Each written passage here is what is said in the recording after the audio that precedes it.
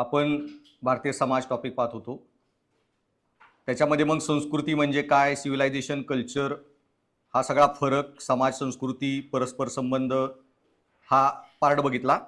त्याच्यानंतर भारतीय समाजाची वैशिष्ट्ये, डिस्पॅरिटी, डायव्हर्सिटी, विविधता, विषमता, फरक काय तो बघितला. आणि भारताचे जात जाणीवेतील बदल काय, आणि याच्यामध्ये ऑलमोस्ट आपण हा जो पहिला प्राचीन काळ की जात कशी अस्तित्वात आली आणि त्याच्यातून श्रेणीक्रम, हेरिडिटरी, जे नेचर जन्मधारित, आणि तुमचा सोशल हायरार्की, उच्च नीच हा जो दर्जा आला गेला, त्याच्यातून जो प्रॉब्लेम झाला. आणि त्याच्यामध्ये मग अजून एक की रिच्युअल प्युरिटी हा एक कॉन्सेप्ट आहे, पण एवढा डिफायनिंग फीचर नव्हता. की काही जे रिच्युअल्स आहेत ते फक्त काहीच जातींना अलाउड, सगळ्यांना सगळे रिच्युअल अलाउड नाहीत, म्हणून एक रिच्युअल प्युरिटी म्हणून एक पण इश्यू होता त्याच्याशी रिलेटेड, सो तोही मेन्शन केला तरी चालेल. मग मध्ययुगीन काळामध्ये भक्ती चळवळ, त्याच्यामध्ये मी जे सांगितलं की भेदभाव, कमी जादा दर्जा तो हटवून आध्यात्मिक युनिटी करण्याचा प्रयत्न या मध्ययुगीन काळात झाला. आणि मग तुमच्या वसाहत काळामध्ये काय काय ब्रिटिश आल्यावर बदल झाले, शिक्षण वगैरे, संविधानिक कायदे वगैरे, अधिकार, विवेकवाद, सुधारणावादी चळवळी, हा बदल झाला. मग IPC, CRPC, respective of caste, class, sex, religion, okay, कुठली कास्ट असेल गुन्हा तो गुन्हा, युनिफॉर्म क्रिमिनल कोड आणला, असे जे बदल झाले त्यांच्याकडून. आणि त्याच्यानंतर सुधारणा कालखंड 19 ते 20 शतक, आणि याच्यामध्ये मग जनजागृती, संघटन, ह्या गोष्टी वाढल्या.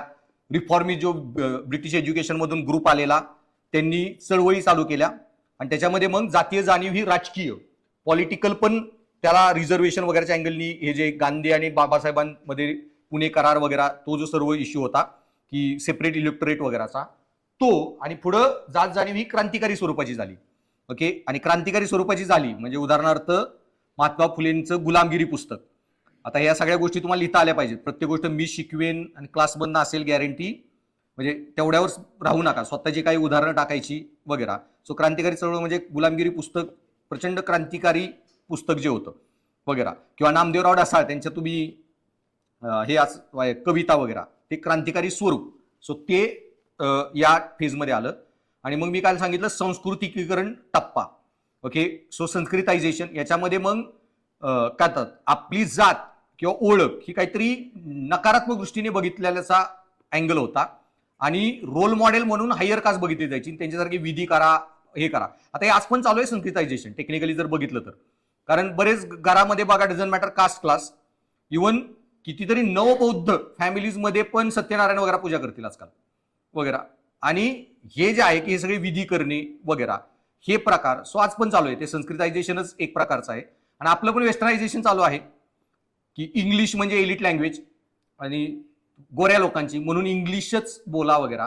सो हे पण एक प्रकारचं वेस्टर्नायझेशन, तसं हे संस्कृतायझेशन. आणि त्याच्यानंतर मग मंडल युग आणि जात प्रतिपादन. सो काल कुठपर्यंत डिस्कस केलं, कारण इंग्लिश बॅचन तुमची मला आठवत नाहीये. संस्कृतायझेशन नव्हतं सांगितलं का, काय सांगताय? मग मी चाललोय आपलं पुढं. सर हे नाही शिकवलं, आपले नंदी बैल चालू द्या प्रवचन. आता संस्कृतायझेशन इश्यू काय होता तर 1857 1947 नंतर, म्हणजे त्याच्या आसपासचा टाइम, म्हणजे तो 40 पासूनच 50, 60, 70 पर्यंत तो संस्कृतायझेशन फेज म्हणतात. आता याच्यामध्ये काय होतं की हे जे लोक होते,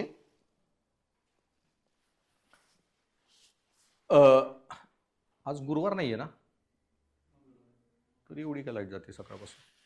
सो व्हॉटएव्हर, संस्कृतायझेशन मध्ये आता ब्रिटिशांनी थोड्या प्रमाणात एज्युकेशन दिलेलं, जॉबमध्ये पण लोक होते, ओके, मिलिटरीमध्ये, गव्हर्नन्समध्ये पण थोड्या प्रमाणात. आणि त्याच्यामुळं हे बराच वर्ग हा फायनान्शियली खूप कमी पर्सेंटेजमध्ये पण फायनान्शियली चांगला झालेला. मग ऑटोमॅटिकली मी काय म्हणलं की बाई आर्थिक क्षमता आली तर लोकांमध्ये काय असतं की मला सामाजिक पण स्टेटस पाहिजे, सोशल स्टेटस. आणि सोशल स्टेटस कसा, मग हे जे रिच्युअल आहेत जे आधी फक्त ब्राह्मण क्षत्रियांना अलाउड आहेत ते पण करून घेणार, किंवा त्याचं राहणं वागणं. आता जसं म्हणतो ना, भाषेमध्ये पण आपलं कसं पुणेरी भाषा म्हणजे प्रमाण, पुणेरीच बोलायची वगैरे, त्या टाईपमध्ये भाषेमध्ये पण तुमचं जसं स्टँडर्ड पकडलं जातं तसे हायर कास्टमध्ये जे रिच्युअल वगैरे केले जातात ते लोक करायला लागले. आता याच्यामध्ये संस्कृतायझेशन मध्ये काय होतं ना, हे की स्वतःची जात ही निगेटिव्हली बघितली जात होती आणि मला काहीतरी दुसऱ्या जातीचे विधी जसं राहिलं जातं, आचार विचार आहेत तसं करणं. ओके, मग व्हेजिटेरियन किंवा तिथं जे रिच्युअल केले जातात ते सगळे परफॉर्म करणे आणि ते करायची सुरुवात झाली. आता याच्यामध्ये आता जेव्हा हायर कास्टला रोल मॉडेल बघून लोक त्यांच्यासारखे वागणे, मग मी जे सांगितलं की आपल्याबरोबर वेस्टर्नायझेशन चालू आहे, इंग्रज आले. मग आता सिंपल समजून घ्या, रिंग सेरेमनी हा तर इंग्रजांचा होता का नाही.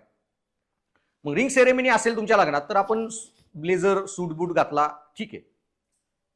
पण आता नॉर्मल विधी करताना पण जे आपले इंडियन विधी आहेत लग्नातले, त्याच्यामध्ये पण लोक काय करतायत, ब्लेझर बिझर घालायचा. अरे इंडियन लोक कपडे घाला ना मग. पण हे जे आहे ना, आता ह्याच्यामध्ये आपण काय केलंय, ब्रिटिश म्हणजे रोल मॉडेल, ब्रिटिश म्हणजे स्टँडर्ड आणि त्यांच्यासारखं वागायचं राहायचं. ह्याला काय म्हणतोय आपण, वेस्टर्नायझेशन. हेच संस्कृतायझेशन. हायर कास्टमध्ये कसे राहतात वागतात तसं सगळे रिच्युअल करायचे, विधी करायचे, तसं लाईफस्टाईल जगायची वगैरे, हा फेज चालू झाला. आता याच्यामध्ये असं नाहीये की हायर कास्टकडून ओके ह्याला अपोज नाही झाला. तर त्याचं एक उदाहरण सांगतो मग कळेल. 1956-57चा टाइम पिरियड, भारत स्वातंत्र्य झालेला आणि पंजाब हरियाणा रिजनमध्ये पार्टिशन नंतर बरेच मायग्रेशन झालं, लोक पाकिस्तानला गेली, एस्पेशली एलिट क्लास. आता त्या तिथं बरेच याच्या हे होत्या, काय त्याला म्हणतात, कत्तलखाने आणि चामड्याचा उद्योग, लेदर इंडस्ट्री.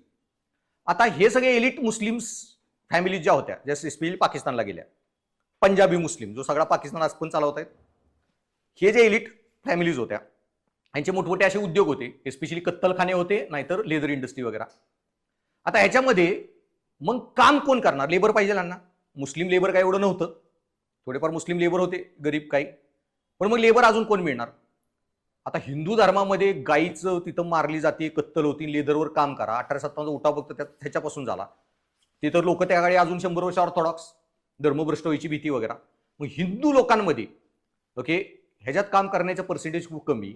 मग स्पेशली जास्त लोक कोण होते तर ते SC ग्रुपमधले, आणि त्याच्यामध्ये एक कम्युनिटी येते जाटव, ओके, तिथं काम करणारी हिंदूंबरोबर, सॉरी मुस्लिम्स बरोबर. आता भारताची फाळणी झाली, बरेच हे जे लोक आहेत पंजाबी मुस्लिम्स बिझनेस ओनर, ते सगळं सोडून निघून गेले, जेवढा पैसा नेता येईल वगैरे भरल्या गाड्या गेले निघून. तिथले सगळे उद्योगधंदे हे आले आता जाटव लोकांच्या हातात. मग तेच लेदर इंडस्ट्री चालवायला लागले, तेच पुढचं सगळं काम करायला लागले. ह्याच्यातून काय झालं, आर्थिक क्षमता वाढली. मग ऑटोमॅटिक संस्कृतायझेशन म्हणजे काय की मग आपण ही पैसा आला तर मग लग्न वगैरे हे सगळे विधी जसे हायर कास्टमध्ये होतात तसे करू. आता मी आधी सांगितलं, तुम्ही नॉर्थ इंडियाला महाराष्ट्राच्या अँगलनी बघू नका. महाराष्ट्रातले समाज सुधारणा झालेत, बरेच बदल झालेत. त्यामुळे मी काल जे सांगितलं ते कुमार कुमारी नाव आडनाव लावणे वगैरे पासून ती परिस्थिती वेगळी आहे त्यांची. सो आता तिथं काय झालं की लग्नामध्ये दुल्हा जो असतो ना तो घोड्यावर येतो आणि दुल्हन जी आहे ना ती त्या डोलीमध्ये.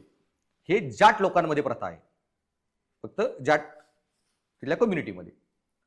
आता जाटव लोक पण काय करायला लागले लग्नामध्ये, संस्कृतायझेशनचं एक उदाहरण, की मग डोलीमध्ये जाणार किंवा घोड्यावर मिरवणूक वगैरे काढणार. तर हे तुम्ही आमचे जे अधिकार आहेत किंवा आमच्या ह्याच्यात जे चालतं ते करताय म्हणून जाट लोकांचे इगो हर्ट झाले. आणि जाट जाटव कॉन्फ्लिक्ट, इंडिपेंडंट भारतामधली पहिली जातीय दंगल त्यावेळी झाली. सो हा जो प्रकार आहे की संस्कृतायझेशन, असं नव्हतं की हायर कास्टनी अपोज नाही केला ह्या फेजमध्ये.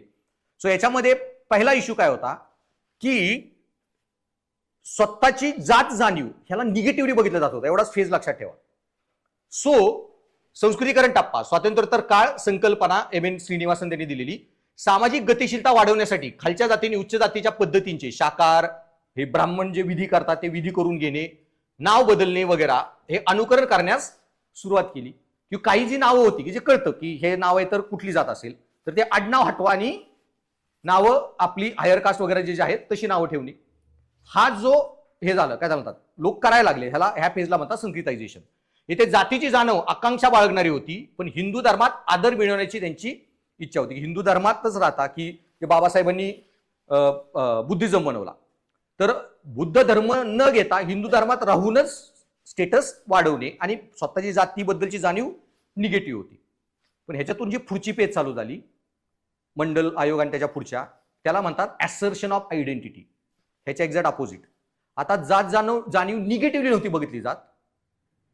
जात माझी people started to feel proud about their caste identity. म्हणजे काय की जसे की लोकांना आता जात हे पॉलिटिकली पण इन्फ्लुएन्स कळायला लागला की रिझर्वेशन असो किंवा लॉ मध्ये वगैरे. सो जातीला पकडून राहणे आणि लपवण्यापेक्षा मला अभिमान आहे माझ्या जातीचा, ही ट्रेंड झाला. सो संस्कृतीकरणामध्ये मी काय सांगितलेलं, जात निगेटिव्हली बघत जात होती, ही ते जात पॉझिटिव्हली बघायला लागले लोक. म्हणजे काय, आता की मी जे सांगितलं की बाबासाहेब मग हे आमच्या जातीचे होते, कास्टचे होते, त्यांनी संविधान लिहिलं आणि I am proud about it, जय भीम जे आपण म्हणतो. सो हे मानसिकता यायला लागली. मग जीवा महाल आमच्या जातीचा होता, शिवाजी महाराजांबरोबर लढला, शिवाजी महाराज त्यांनी वाचवलं. सो न्हावी समाजामध्ये पण इन्स्टेड ऑफ लुकिंग निगेटिव्हली बघा की आमच्या जातीची असे लोक होते. मग Ahilyabai Holkar, Malharrao Holkar, Dhangar community started to feel proud about it. आणि अशा संस्था पण बनल्या, पॉलिटिकल ऑर्गनायझेशन बनल्या वगैरे, आणि people started to feel proud. So जात नकारात्मक बघण्यापेक्षा लोक ऍसर्ट करायला लागले आयडेंटिटी. ऍसर्शन म्हणजे काय, हेच वाक्य जय भीम वगैरे. और हे रंग जे आले, मग निळे झेंडे, पिवळे झेंडे, असे सिम्बॉल्स जे आले, people started to feel proud about it. आता ही फेज, मग हे योग्य का अयोग्य? ओके, सो काही अयोग्य नाही याच्यात. का हे समजायला तुम्हाला 2 उदाहरण देतो. हे माहीत नसेल तरी चालेल, पण ही टेक्निकल गोष्ट लय महत्वाची. आणि ह्या गोष्टी आता मागच्या ह्याला आता 2-3 स्टुडंट मुली आलेल्या दुपारी, आणि चाललो आम्ही घरी, प्री नंतर बघू वगैरे, घरचे सारखे बोलतायत, हे करतायत. मग म्हणलं ठीक आहे. आता जाताना मग अभ्यास करताना असं चर्चा चालू होत्या इश्यू. मागच्या वेळी पण मी सांगितलेलं, तुम्ही एमपीसीचे ऑब्जेक्टिव्ह लय सोडवू नका.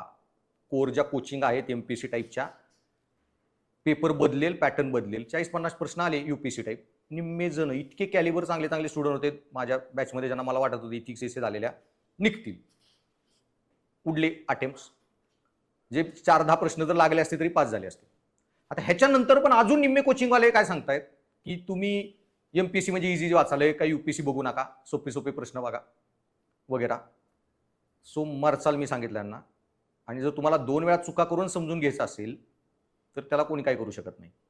So by, MPSC UPSC लेवलच study करा. तुम्हाला हळूहळू कळेल, 1-2 वर्षांनी का मॅटर करते हे.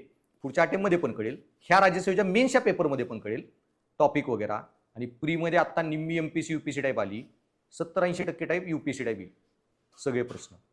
त्याच्यामुळं त्यांना तेच सांगितलं, घरी जाऊन आता अर्धा दिवस प्रिलियमची नोटिफिकेशन येईपर्यंत प्रिलियमचा अभ्यास करा, अर्धा दिवस मेन्सचा. आणि प्रिलियमचा पण त्यांना सांगितलं, घरी जाताना मार्केटमधून यूपीएससीचे सगळे पेपर घेऊन जावा कुठल्या झेरॉक्स सेंटरला, आणि किंवा यूपीएससीचे बुकलेट्स घेऊन जावा, PYQs वगैरेचे, जिथं उत्तर मिळतील. त्या रिझनिंगमुळे जो अभ्यास होतो ना, आता तोच करा. लिटरली सांगतोय, पॅटर्न बदलणार ह्यांना का, कारण अधिकारीच ह्यांना असे पाहिजेत नवीन पॅटर्नमध्ये. रट्टा मारून नको. तर कुठली पानिपतची लढाई कुठल्या वर्षी झाली वाचू नका.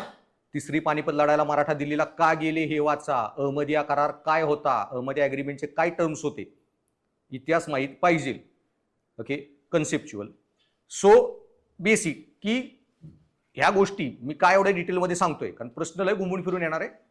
फक्त संस्कृतायझेशनवर प्रश्न येईल की संस्कृतायझेशन याचा सामाजिक बदलाचा जात जाणीवेवरील काय परिणाम होता, चांगलं वाईट वगैरे, किंवा इन जनरल ब्रिटिश काळामध्ये जात जाणीवेत काय बदल झाले वगैरे, स्पेसिफिक प्रश्न मला विचारतील.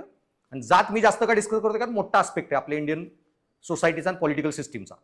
ओके, आता सो 2 उदाहरणं सांगतो, मग मला काय म्हणायचंय, ॲसर्शन ऑफ आयडेंटिटी का चुकीचं नाही हे तुम्हाला कळेल. ओके, नथिंग रॉंग विथ जय भीम और महात्मा फुले आमच्या जातीचे नाही फील प्राऊड, किंवा उमाजी नाईकचे ग्रुप बनावं उमाजी नाईकांच्या नावाने. ओके, जे रामोशी समाजात, नथिंग रॉंग. का नाव अंडरस्टँड, एक एक्सपेरिमेंट सांगतो सायकोलॉजीतला, तो नाही लक्षात राहिला तरी चालेल, फक्त समजण्यासाठी आहे, थोडा अवघड आहे. आणि एक सिंपल उदाहरण, आता जनरल महाराष्ट्रामध्ये निवून मराठा कम्युनिटीमध्ये आता एखादं पोरग आहे घरामध्ये, पडलं बिडलं लागलं इंजुरी झाली की काय असतं म्हणणं की भाई रडायला लागलं, काय रडतोय रे, शिवाजी महाराज बघ, संभाजी महाराज बघ किती लढायचे, एवढं सर लागले तुला, लक्ष बी दिलं जात नाही, ते गप्प बसते रडायचं. पेन टॉलरन्स बी वाढत जातो. आता हे काय रोल मॉडेलिंग आहे की भाई हा मला असं बनायचं आहे, ते लोक असे लढले, त्या लोकांनी असं केलं. हे रोल मॉडेल असणं प्रचंड महत्वाचं असतं कुठल्याही माणसासाठी किंवा कम्युनिटीसाठी पण. आता खूप डीपमध्ये बघितलं ना तर एखादं काय चालतात म्हणजे फॅमिलीमध्ये पण आई वडील असा कोण रोल मॉडेल असतं ह्याच्यासारखं बनायचंय, हे तुम्हाला प्रचंड मोटिवेट करतं की असणं. आणि असे रोल मॉडेल नसतील तर काय इश्यू होतो, ह्याचा एक एक्सपेरिमेंट, ट्विस्टेड एक्सपेरिमेंट आहे सोशियोलॉजी झालेला जेंडर इश्यूवर. त्यांनी काय केलं, मी इंटरव्ह्यूअर आहे, मला जॉबवर लोकांना ठेवायचंय, ओके, म्हणून मी 20 मुलींना इंटरव्ह्यूसाठी बोलवलं. 20च्या 20 मुली आहेत ना एकदम गुड लुकिंग, चांगल्या दिसणाऱ्या होत्या. जनरली काय म्हणणं असतं की चांगल्या दिसणाऱ्या मुली असतील नोकरीवर ठेवलं जातं, एक स्टिरियोटाइप आहे मनात लोकांच्या. ठीक आहे, 20 मुली इंटरव्ह्यूला बोलवल्या. त्यांना काय सांगितलं, इंटरव्ह्यूला जाताना 10 मुलींचा मेकअप म्हणजे त्या चांगल्या दिसणाऱ्या राहिला, दुसऱ्या 10 मुलींचा मेकअप केला आणि त्यांना एकदम असे चेहऱ्यावर काहीतरी स्क्रॅच मार्क्स आहेत, इंजरीज आहेत वगैरे, म्हणजे थोडं विद्रूप करायचा प्रयत्न केला, कळलं, आणि इंटरव्ह्यू द्यायला लावली. आता इंटरव्ह्यू पॅनलिस्ट जो होता ना त्याला आधीच माहिती ना कोणाला सिलेक्ट करायचं नाही करायचं वगैरे वगैरे, म्हणजे त्याला सांगितलं की एक्सपेरिमेंट काय चाललाय. इंटरव्ह्यू झाली, ज्या चांगल्या दिसणाऱ्या मुली होत्या ना त्या सिलेक्ट झाल्या. त्या 10 मधल्या लेट्स से मला 5 सिलेक्ट करायचे होते मुली, तर त्या 10 ज्या चांगल्या दिसणार होत्या त्यातल्या 5 सिलेक्ट झाल्या. ज्या 10 ज्यांचे चेहरे थोडे विद्रूप केलेले त्या सिलेक्ट झाल्या नाहीत. आणि त्यांनी जाताना इंटरव्ह्यू म्हणजे त्यांना मेकअप करताना बघितलं की त्यांचा चेहरा थोडा डिफॉर्म केलेला आहे. कळालं एक्सपेरिमेंट काय झाला. सो काय कळालं एक्सपेरिमेंट मधून तुम्हाला, की त्यांच्या विरुद्ध काय झालं, डिस्क्रिमिनेशन. इंटरव्ह्यू पॅनलिस्टनी मुद्दामून त्यांना सिलेक्ट केलं नाही. इंटरव्ह्यू पॅनलिस्टला काय माहित नव्हतं एक्सपेरिमेंट काय चाललं काय नाही, त्यांनी आपले प्रश्न विचारले, ज्यांनी चांगली उत्तर दिली, जे कॉन्फिडंट वाटले त्या पोरी सिलेक्ट केल्या. सो मला काय माहित नव्हतं, सगळ्याच पोरी आहेत, कुणाला तरी सिलेक्ट करायचं होतं. सो मी इनडायरेक्टली काय केलं, चांगल्या दिसणाऱ्या पोरींना जास्त मार्क दिले, त्यांना सिलेक्ट केलं. कळालं. सो ज्या मुलींचे चेहरे थोडे विद्रूप केले त्यांना काय वाटलं की मला सिलेक्ट केलं गेलं नाही कारण मी विद्रूप दिसत होते वगैरे म्हणून. समजलं. त्या एक्सपेरिमेंट मध्ये एक ग्लिच आहे. त्यांचे चेहऱ्याचे मेकअप केले, त्यांना थोडं विद्रूप दिसवलं, वेटिंग मध्ये होत्या त्या इंटरव्ह्यूला जायच्या आधी. पुढच्या पोरीचा नंबर येणार जिचा चेहरा सोबत 10 चांगल्या जे दिसत होत्या मुली त्यांचे इंटरव्ह्यू झाले, ज्यांचे चेहरे विद्रूप केलेले त्या 10 जणी मागं राहिल्या. त्यांना आता जाणार आहेत इंटरव्ह्यूला, प्रत्येकाला सांगितलं 2 मिनिट तुमचा फायनली थोडा टचअप करू मेकअप. आणि त्यांचे सगळे जे स्क्रॅच मार्क वगैरे होते ना ते परत काढून टाकले. हे त्यांना माहित नव्हतं की मी मेकअप माझा परत नीट केलेला आहे. त्या पण आता गुड लुकिंगच होत्या आणि त्यांना इंटरव्ह्यूला पाठवलं. फक्त त्यावेळी त्यांना आरसा नाही दिसला, डायरेक्ट रूममध्ये पाठवलं. सो इंटरव्ह्यू पॅनल सीटसाठी डिस्क्रिमिनेशन त्याला काय करायचं नव्हतं, कारण त्याच्यासाठी सगळ्यात गुड लुकिंग होत्या आणि त्यांनी 5 सिलेक्ट केल्या. पण ज्यांच्या मनात हा आयडिया होती ना की मी विद्रूप दिसतीये त्यामुळे मला इंटरव्ह्यूमध्ये डिस्क्रिमिनेट केलं जाईल, मला सिलेक्ट केलं जाणार नाही, मला मार्क दिले जाणार नाहीत, ह्याच वृत्तीने गेल्या and they ended up performing bad. Danger experiment आहे. सोशल सायकोलॉजी मध्ये खतरनाक एक्सपेरिमेंट झाले. कळालं. सो काय कळालं याच्यात बॉटम लाईन, तुम्ही असा एखादा स्टिग्मा जरी कॅरी करत असाल ना ओके, तरी तुम्ही unconsciously you will end up performing bad. मग यार माझ्या जातीत कोणी शिकलेलं नाहीये, माझी जात अशीच, हा पण एक, जसं मी नीट दिसत नाहीये ह्यानी पण कॉन्फिडन्स कमी होतं, तसं माझी ही जात आणि माझं हा धर्म आणि त्याच्यामुळं पण. मग एखाद्या पोराला वाटत असेल अरे मी ह्या धर्मातला त्यामुळं जॉबला ठेवलं जात नाही या धर्मातल्या लोकांना वगैरे, तो जातानाच अशा लेवलनी कॉन्फिडन्स जाणार की त्याचा परफॉर्मन्स खराब होऊन जाणार. ह्याच्यासाठी रोल मॉडेल असणं का गरजेचं असतं? मग आता हरिजन कम्युनिटीवाले जर वाटली की अरे बाबासाहेब माझ्या जातीतले होते, त्यांनी एवढं 4 PhD कमवल्या, एवढे मोठं संविधान लिहिलं, तर मी पण ते करू शकतो, हे रोल मॉडेल असणं का गरजेचं असतं कम्युनिटीला? कळलं? मी हे करू शकतो हे रोल मॉडेल असणे. आणि हीच फेज जी पुढे चालू झाली संस्कृतायझेशन मध्ये, जे जातीला निगेटिव्हली बघितलं जात होतं आणि असोसिएट करायचं नाही की मला माझी कास्ट नाही दाखवायची, लपवायची, किंवा मला या कास्टचे ह्याच्यात नाही राहायचं, किंवा मला माझे आडनावच बदलायचे, हे करण्यापेक्षा पीपल साठी टू फील प्राऊड, जी पुढची फेज होती ॲसर्शन ऑफ आयडेंटिटी.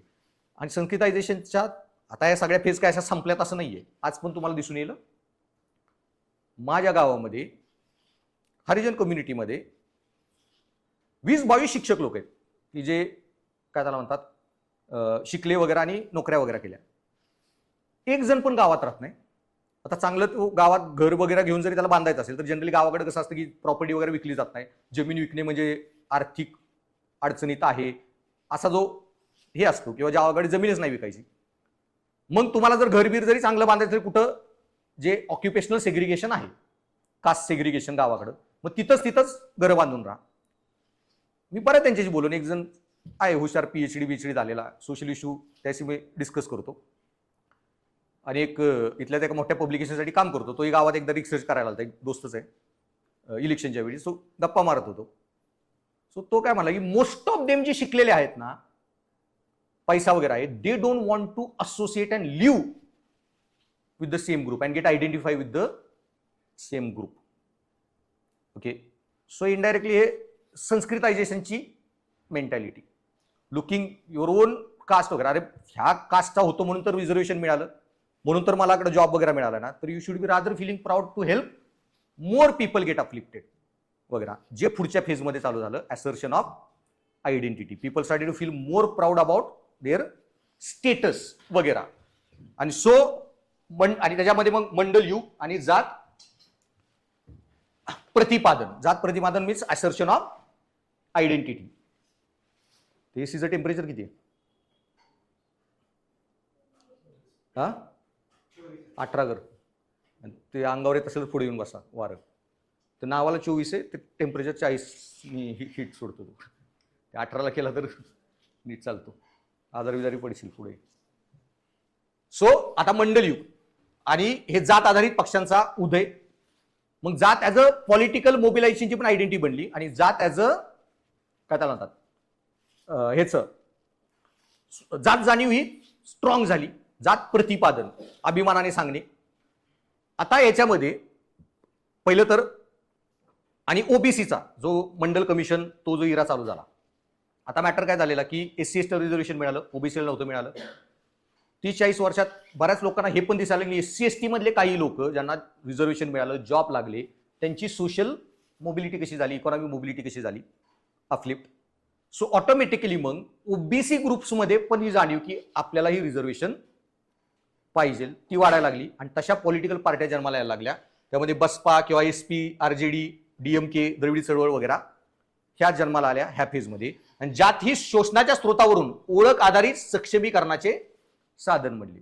सो लोक तर ज्यादा जातीला आयडेंटिफाय करायला लागले. म्हणजे काय बेसिकली, आता मराठा कम्युनिटीमध्ये पण भाई मला जर फायदा होता ना, मी कुणबी, तिकडे मला कुणबी म्हणा नाही तर काही म्हणा, मला सर्टिफिकेट मिळून जर ओबीसी रिझर्वेशन मिळत असेल किंवा EBC वगैरे, मी घ्यायला तयार आहे.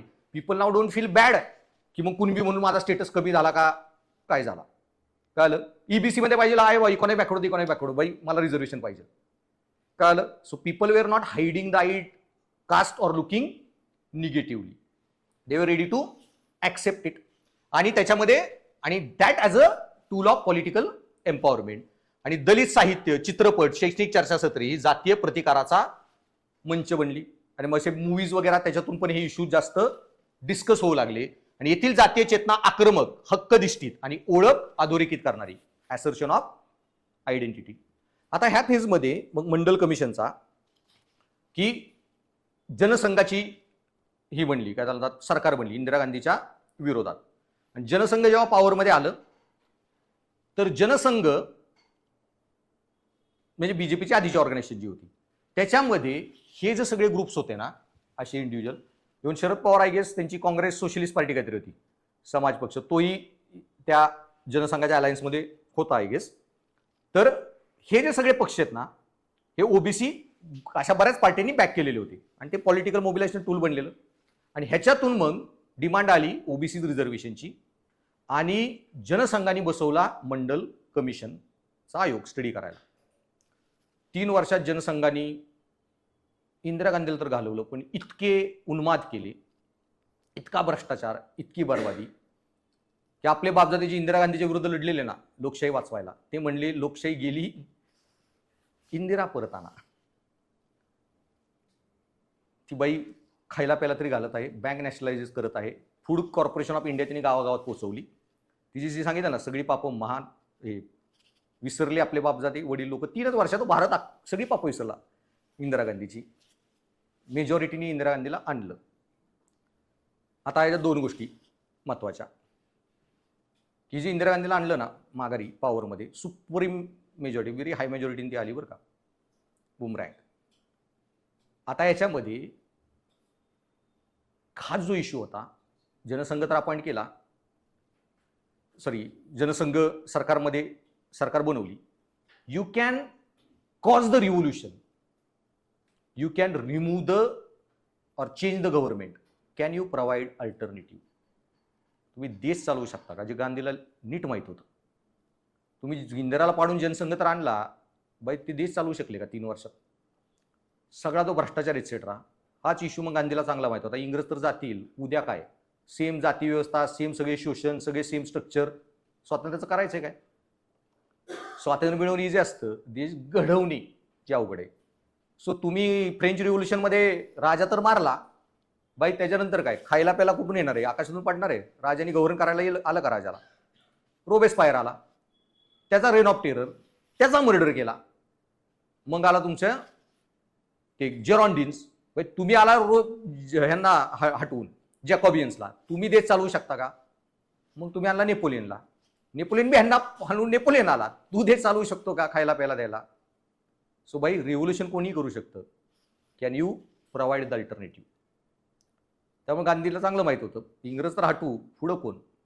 आणि सेकंडली हा सगळा जो उन्माद चालू होता ना जनसंघाचा देण, त्यावेळी ह्या जनसंघाला पॉवरमध्ये आणलं कुणी, इंदिरा गांधीच्या विरोधात आंदोलन केली कुणी,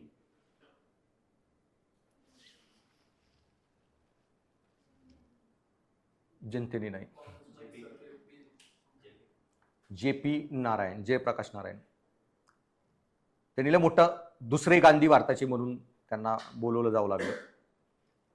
ते बिहारमध्ये त्यांच्या गावी होते, सीताबर्डीमध्ये त्यांच्या आश्रमात. तर एक त्यावेळी पत्रकार होते कुलदीप नय्यर, ते JP नारायणना गेले भेटायला. त्यांना म्हणले दिल्लीत चला, तुम्ही ह्यांना सरकारमध्ये आणलेलं आहे, किती नालायकपणा केला आहे त्यांनी ते बघा, भ्रष्टाचार, हे देशाचं काय चाललं नाही, इतका भ्रष्टाचार चालू आहे, सांगा त्यांना काहीतरी. त्यांचं वाक्य होतं, अब मेरी सुनता कौन है. अरे अगर आपकी अब कोई सुनता नहीं, why the hell you bring them to power in the first place.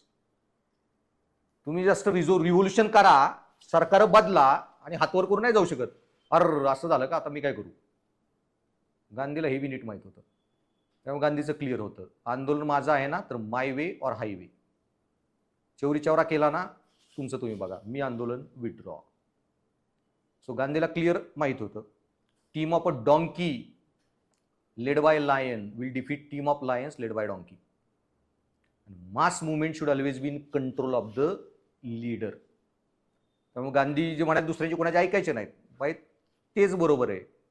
कारण मासे जर लीडरला गव्हर्न करायला लागले ना, chaos, destruction.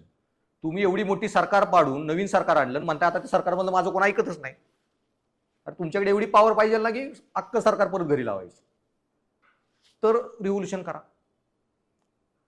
But what ever, ते झालं. इंदिरा गांधीची सरकार फुल मेजॉरिटी वापस, शी डाईड. राजीव गांधी आले पॉवरमध्ये आणि मंडल कमिशनचा रिपोर्ट आला त्यांच्या टेबलासमोर. रिझर्वेशन त्यांच्याकडे तर अजून मेजॉरिटी होती, इंदिरा गांधीच्या डेथमुळेच चांगली. त्यांनी केला मंडलचा रिपोर्ट पास. मोठी आंदोलनं भारतात चालू झाली मग मंडलच्या विरोधात. मग आता SC ST ला रिझर्वेशन मिळालं, ओबीसीला मिळालं. राहिलं कोण? मेजॉरिटी मधलं मुस्लिम्स आणि हायर कास्ट हिंदूज. मग आता ह्यांचं काय करायचं मुद्दा. त्याच वेळी राजीव गांधींच्या नशिबाने सुप्रीम कोर्टात मध्ये एक केस गेली शाहबानोची, आणि शाहबानोचा वर्डिक्ट आला.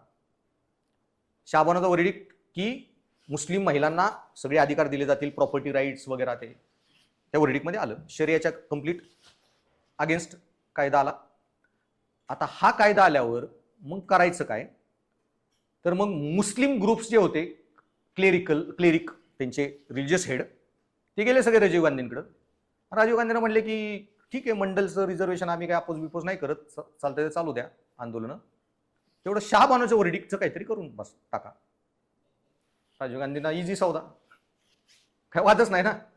ठीक आहे, डायरेक्ट शाहबानोचं वर्डिक्ट 9 शेड्यूलमध्ये टाकलं आणि सुप्रीम कोर्टाचं वर्डिक्ट रिव्हर्स. सो तुम्ही सुप्रीम कोर्टाचे कुठलेही वर्डिक्ट रिव्हर्स करू शकते पार्लमेंट, त्याला 9 शेड्यूलमध्ये टाकून, एक्सेप्ट ते verdict which are linked with the basic feature. Basic फीचरवर जर संविधानाने कुठला ऑर्डर दिली असेल कोर्टाने, सुप्रीम कोर्टाने, मूलभूत गाभा जो आहे संविधानाचा, त्याच्या रिलेटेड जर कुठली ऑर्डर असेल ना, त्याला 9 शेड्यूलमध्ये टाकता येत नाही. पण जर बेसिक फीचर रिलेटेड जर ऑर्डर नसेल, पार्लमेंट सगळे रिव्हर्स करू शकतं. तर बॅलन्स अचीव केलेला आहे आपल्या ज्युडिशरी आणि पार्लमेंटमध्ये, वाद नको म्हणून. तो बेसिक फीचरवाले हटवू शकत नाहीत, फायनल राहतं ते, पण बाकीचे बदलू शकतात. शाहबानोचं बदललं, मुस्लिम स्टॉप अपोजिंग. आता त्यावेळी महिलांनी आंदोलन करायला पाहिजे होती याच्या विरोधात. हाच जो बीजेपीने मग इश्यू केला की 1955 ला हिंदू कोड बिल आलं, तसं मुस्लिमांसाठी पण युनिफॉर्म सिव्हिल कोड पाहिजे. सुप्रीम कोर्टाने प्रयत्न केला तर तो तुम्ही घालवून टाकला. हे जे मुद्दे करत पुढे पुढे दे केम टू पॉवर. आता राहिलं कोण? Higher caste Hindus. मग मोठी महंतांची टीम पंतप्रधानांकडे भेटायला गेली. ते बोलले ठीक आहे, ओबीसी रिझर्वेशन, ते शाहबानोचं वर्डिक्ट रिव्हर्स तर रिव्हर्स, काय प्रॉब्लेम नाही. ते बाबरीचे दरवाजे खोला आणि आम्हाला शिलान्यास करायची परवानगी द्या. पूजा तिथं जाऊन, थोडक्यात राजीव गांधी म्हणले अजून इझी सौदा, लॉक तर उघडायचे, उघडून टाकली. ते आय गेस पुढं नरसिंहरावांच्या आसपास टाइम पिरियडपर्यंत कंटिन्यू झाले, म्हणजे ॲग्रीमेंट्स. ॲक्च्युअल एक्झिक्युशनच्या डेट बघून घ्या. ठीक आहे, झाला. आता ह्यावेळी आणि पुढं मग काय होणार होतं, शिलान्यास करत करत जी लोक जात होती, एक दिवस बाबरीच खाली आली आणि पुढं बीजेपी पॉवरमध्ये पण आली. सिस्टमॅटिक चेंजेस झाले विच राजीव गांधी कुड not predict what would happen. किती मोठे हे बदल इम्पॅक्ट करू शकतात दोन्ही, शाहबानोचं वर्डिक्ट पण आणि हे पण. आता याकडे हायर कास्ट हिंदूजमध्ये महंतांनी काही केलं पुढे जाऊन, किंवा काही निर्णय झाला असेल, हायर कास्ट हिंदूजमध्ये जे प्रिव्हिलेज नव्हते, गरीब, त्यांनी तर आंदोलन करायला पाहिजे होती. बाई नाही, आम्हाला करा रिझर्वेशन ईबीसीचं जे आत्ता केले ते. सो 27% ओबीसी, 10% ईबीसी करून टाका वगैरे. मग हे का नाही झालं तेव्हा? कारण अजून पण इंडिया सोशलिस्ट होता. एज्युकेशन वगैरे सगळं लय फ्रीमध्ये होतं.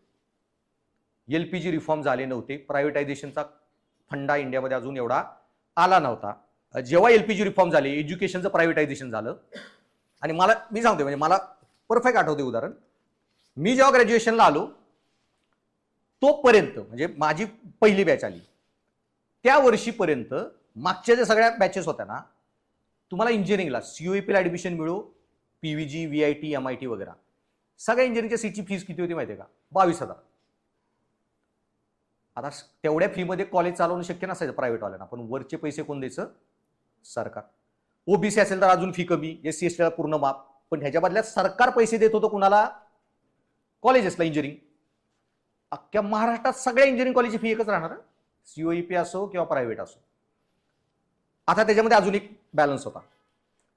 100 सीट असलेल्या इंजिनिअरिंगच्या, तर 85 मेरिटने भरल्या जायच्या, general category, SC ST OBC सगळं ते रिझर्वेशन वगैरे. 15% सीट आहेत ना, त्या कॉलेजच्या असायच्या स्वतःच्या. सो 85च्या बाबतीत सरकार त्यांना पैसे देणार, कॉम्पेन्सेशन. SC STची फी सरकार भरेल, OBCची अर्धी सरकार भरेल, बाकी काही त्यांना इन्फ्रास्ट्रक्चरचे पैसे सरकार देईल. आणि 15 सीट ज्या आहेत ना, हे फुल ऑप्शन करू शकतात. मग 10 लाखात सीट देऊन टाकली. श्रीमंत लोक घ्यायला तयार आहेत, घेऊन टाकले. 15 गुणिले 10 लाख त्याला 1.5-2 कोटी चिकार खर्च निघतोय बॅचचा वगैरे. आता हे नैतिक का अनैतिक काय वाटतं तुम्हाला?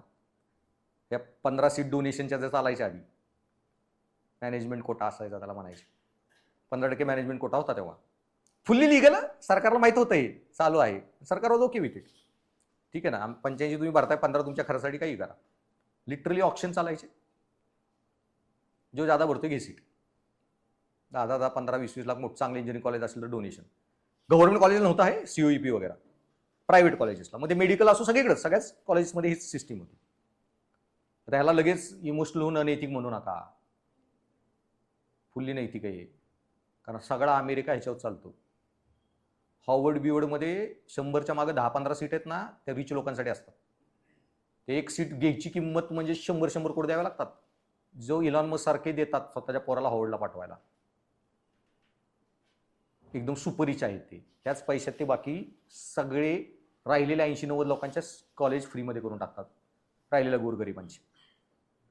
कळालं? सो त्यांची गव्हर्नमेंट पण खूप सपोर्ट करते, पण ह्या पैशावर बाकी त्यांच्या फीज नील करून टाकतात. स्कॉलरशिप इंडियातून जाणाऱ्या एवढ्याने शिकवत आहेत फ्रीमध्ये मग ती स्कॉलरशिप वगैरे. कारण प्रायव्हेट बिझनेसमन इतके पेड सीट घेतात. त्या माझ्या वर्षीची बॅच मला आठवते, हे प्रकार बंद झाला. आणि काय केलं यांनी, 50% सीट गव्हर्नमेंटच्या, 50% मॅनेजमेंट कोटा. आणि ह्याच्या फीज ज्या आहेत ना, ते तर 22,000 नाही. 50% तुम्ही गव्हर्नमेंटच्या सीट्स भरायच्या गव्हर्नमेंटच्या फीजनी, 22,000 वॉट एव्हर. रिमेनिंग जे 50% कोटा आहे ना, हा भरला जाणार मॅनेजमेंट कोटा. पण ह्याची फीज तुम्ही ऑप्शन नाही करू शकत. सीट जर सांगितलं ना 10 लाख काही. एक कमिटी बसवली महाराष्ट्र सरकारने, जहागीरदार कमिटी म्हणतात. त्यांचा एक रिपोर्ट आला. दर कॉलेजचा स्टेटस, इन्फ्रास्ट्रक्चर सगळं बघून फी सेट केली जाईल. MITची फी झाली 1 लाख, VITची 1.5 लाख, PICT वगैरे अशा 2-2 लाख फीज डायरेक्ट. ह्या 50% सीट इथून भरायच्या, पण ती फी फिक्स सगळ्यांना सरकारने फिक्स करून दिली. डायरेक्टच एज्युकेशनचा खर्च या एंडनी त्या एंडवर. MBBS प्रायव्हेट कॉलेजची फीज 50-60 हजार असेल गव्हर्नमेंटची, डायरेक्ट 1.5-2 लाख आणि 2.5 लाखच फीज आल्या. आणि हा जो बदल झाला पोस्ट LPG रिफॉर्म, प्रायव्हेटायझेशनचे लॉजिक्स आले, प्रायव्हेटायझेशन वाढलं. आणि now then communities, most of this ज्या हायर कास्ट जे ग्रुप्स होते, रिझर्वेशन नव्हते, रिअलाइज 5 आणि 6 एकर शेतीमध्ये शिकवू शकत नाही. Now you see SC ST OBC मध्ये जे मोबिलायझेशन झालेलं आहे वगैरे, की रिझर्वेशन का गरजेचं, किती फायदा होऊ शकतो. ओके, तो जे आधी लोक रिझर्वेशनला नाही म्हणले ते नाव वॉन्टेड द रिझर्वेशन.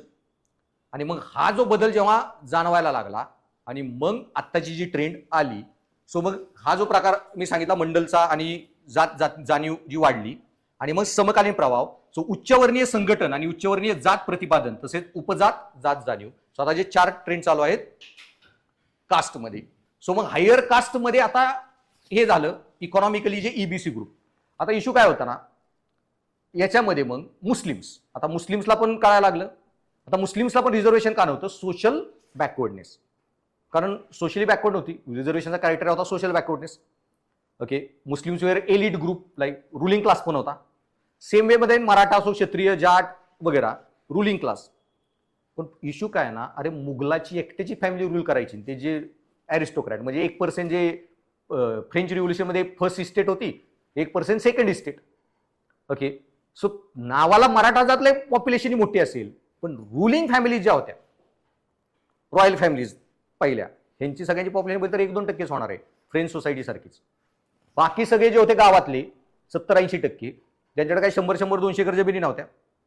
आणि मग 5-10 एकर मध्ये ह्या सगळ्या गोष्टी करणे, एज्युकेशन कॉस्टली वगैरे, दॅट वॉज नॉट अफोर्डेबल. ही जी जाणीव मग झाली, आणि मग रिझर्वेशन का गरजेचं आहे. आणि ह्याच्यातून मग आता जी नवीन ट्रेंड झाली, सो 70-80 मध्ये जे OBC ग्रुप्समध्ये मोबिलायझेशन झालं, that started now in higher caste group. एकमेव कारण आहे फक्त LPG रिफॉर्म आणि कॉस्टली एज्युकेशन सिस्टीम, किंवा सगळंच जॉब्स वगैरे पासूनचे जे इश्यू ते जाणवायला लागले. आणि गावामध्ये ज्यांना SC ST OBC मध्ये रिझर्वेशन मिळाले, त्यांचं mobility could see. Okay, economic mobility, social mobility, that could be easily observe. आणि मग कळालं रिझर्वेशन का फायद्याचे, का गरजेचे. आणि मग जे आंदोलन चालू झाली, मराठा आंदोलन, जाट आंदोलन, पटीदार वगैरे, हे सगळे. आणि इट ऑल्सो बिकम लाईक मंडलच्या वेळी जे झालं, पॉलिटिकल ग्रुप.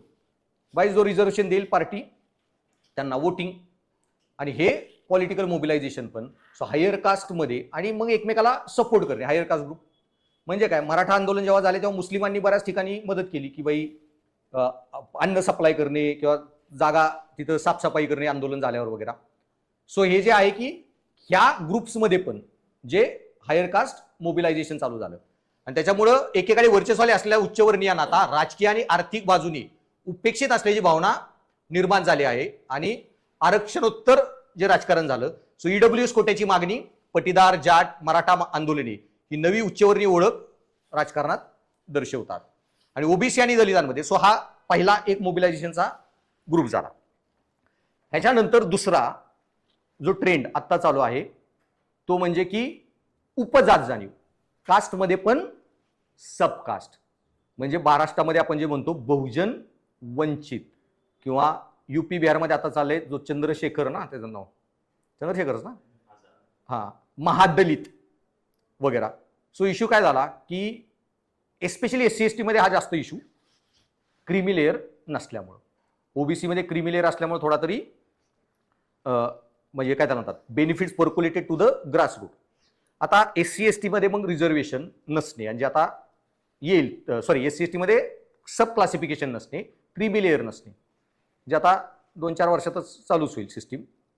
आता हे का झालं नाव अंडरस्टँड. भारत जेव्हा स्वातंत्र्य झाला तेव्हा SC ST पॉप्युलेशनमध्ये तेव्हाही संविधानापुढे हा इश्यू आलेलाच की रिझर्वेशन देताना सोशल क्रायटेरिया का इकॉनॉमिक क्रायटेरिया.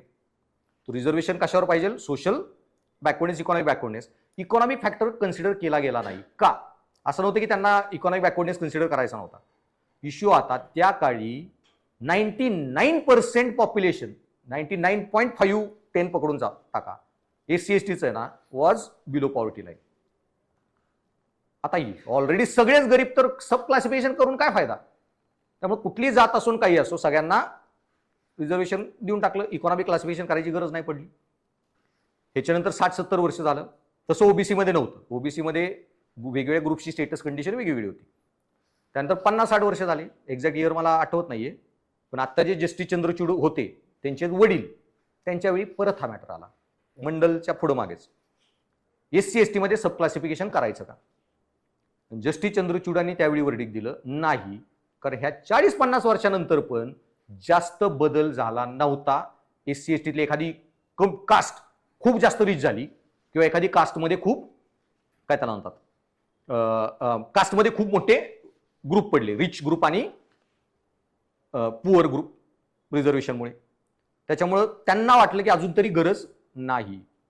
पण त्याच्यानंतर 20-30 वर्ष गेली, त्यांचाच पोरगा आला जस्टिस चंद्रचूड आणि सेम इश्यू आला. आणि आता ह्या 20-30 वर्षामध्ये येऊन गेलं ग्लोबलायझेशन, LPG रिफॉर्म, इथं पण तोच इम्पॅक्ट झाला LPGचा. का, कारण एखादा पुण्यात राहणारा SC ST जो शिकला चांगल्या इथल्या कॉलेजमधून आणि गावातल्या झेडपीच्या शाळेत शिकलेला SC ST ज्या मास्तरला शिकवायला येत नव्हतं, तो त्यांच्यामध्ये मग जॉबमध्ये ज्यादा कोण जाणार, त्याला चांगलं शिक्षण मिळालं SC ST रिझर्वेशननी, आणि खूप मोठं डिफरन्स हा दिसून यायला लागला. आणि त्यामुळे चंद्रचूड जे म्हणाले की आता SC ST कम्युनिटीला आपण होमोजिनियस ग्रुप पकडू शकत नाही, त्याच्यामध्ये खूप हायरार्की आलेली आहे, आणि त्यांनी वडिलांचंच वर्डिक रिव्हर्स केलं आणि SC ST मध्ये सब क्लासिफिकेशन येणार. त्यानंतर वाटलं जस्टिस चंद्रचूड येतील, ते रिटायर झाले. मग आले जस्टिस गवई, ते स्वतः SC कम्युनिटीतले होते. परत रिपोर्ट फाईल झाला ह्याचा रिव्ह्यू केस वर्डिकचा चंद्रचूड, त्यांना वाटलं की हे रिव्हर्स करतील. त्यांनाही त्यांचे बरेच लोकांनी त्यांनी स्वतः इंटरव्ह्यूमध्ये सांगितलं माझ्यावर खूप दबाव होता, पाहुणे रावळे फॅमिली वगैरे, की हटवा हरू. त्यांनी हटवला नाही. ते म्हणले SC ST मध्ये सब क्लासिफिकेशन होणार. आज ना उद्या होणार, फक्त गव्हर्नमेंट डेटासाठी वाट बघत आहे. डेटासाठी वाट का, की ही नवीन जात जाणीवेतली ट्रेंड आहे की डेटा आधारित जात जाणीव म्हणजे काय. आता इश्यू काय आहे, पहिलं तर सब क्लासिफिकेशन योग्य आहे का नाही, ह्याच्यात 2-3 मुद्दे येतात. एक मुद्दा काय आहे की हे जे वाद आहे ना जात रिझर्वेशनचा, त्याच्यामध्ये ही सामाजिक कंडिशनसाठी आहे, सोशल बॅकवर्डनेस.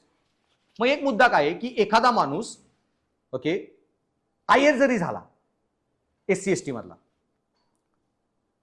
तर इकॉनॉमिकली मोबिलिटी आली, पण त्याला सोशल डिस्क्रिमिनेशन तरी सफर करायला लागू शकतं. की लग्न करताना बाई इंटरकास्ट मॅरेज करायचं सपोज त्याच्या मुलाला, पण मुलगी दुसऱ्या कास्टची होती त्यामुळं त्याचे घरचे तयार नाही झाले. सो हे एक काइंड ऑफ सोशल डिस्क्रिमिनेशन आहे.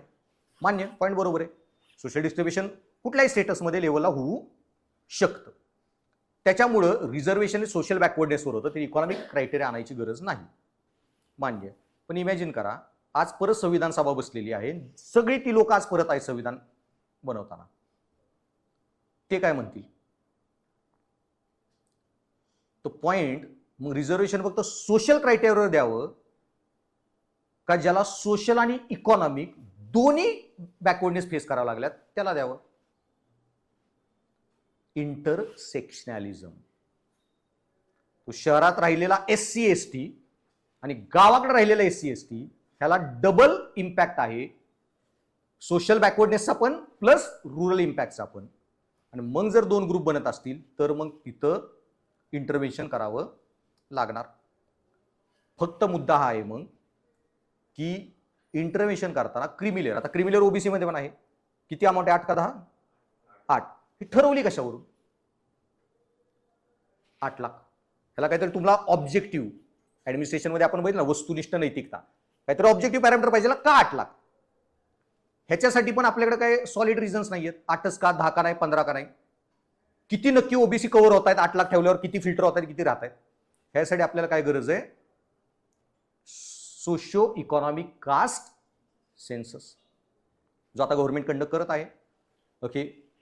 सो जसा मंडल कमिशन बसवली, जनसंघाने रिपोर्ट आला राजीव गांधीच्या टेबलवर, तसं सोशिओ इकॉनॉमिक कास्ट सेन्सस आता चालू आहे, रिपोर्ट येणार आहे तुमच्या समोर, पुढच्या वर्षीच्या मेन्सच्या आधी पण येईल. आणि इतका वाचावा लागणार ना सेन्सस, कारण 20 वर्षांनी सेन्सस होतोय 11 नंतर. इतके नवीन नंबर ना, सो तुमचं नशीब आता. नवीन ट्रेंड, नवीन फॅक्ट्स रट्टाच मारायच्यात. GS 1 2 3 दर पेपरमध्ये 4-4 प्रश्न असणार आहेत तर सेन्ससवरच, फक्त अँगल वेगळा असेल. लिटरली सांगतोय, कारण इतक्या वर्षांनी होतोय सेन्सस. आता याच्यामध्ये इश्यू हा होता की कास्ट सेन्ससला पण अपोज करत होती बरीच लोक, नाही कास्ट सेन्सस घ्यायचा वगैरेवरून. आता पॉइंट आहे ना, अरे 70 वर्षानंतर रिझर्वेशन दिले, त्याचा फायदा झाला नाही झाला, कोण किती अपलिफ्ट झाले नाही झाले, कास्टमध्ये सबग्रुप झालेत नाही झालेत, सगळं कळू द्या ना, काय फरक पडतोय? You have more data to make a better policies. तर थोडक्यामध्ये आता हा इश्यू तुम्हाला येणार आहे, कारण 2-3-4 वर्ष हा वाद खूप चालू होता, सोशिओ इकॉनॉमिक कास्ट सेन्सस असावे नसावे. राहुल गांधी, बऱ्याच पार्ट्यांनी खूप त्याला हे केलं, म्हणजे सपोर्ट केलं, वादावादी झाली. गव्हर्नमेंट फायनली झुकली आणि ॲग्री झाली सोशिओ इकॉनॉमिक कास्ट सेन्सस करायला. त्यामुळे हा मुद्दा आता एंड झालेला आहे, त्यामुळे तुम्हाला काही विचारणार नाहीत त्याच्यावर, पण जस्ट एका लाईनमध्ये हा मुद्दा संपवायला की सोशिओ इकॉनॉमिक कास्ट सेन्सस न करणे म्हणजे थोडक्यात काय मॅटर आहे की मला ब्लड टेस्ट करायच्या नाहीत, कारण ब्लड टेस्ट केला तर मला कॅन्सर डिटेक्ट होईल.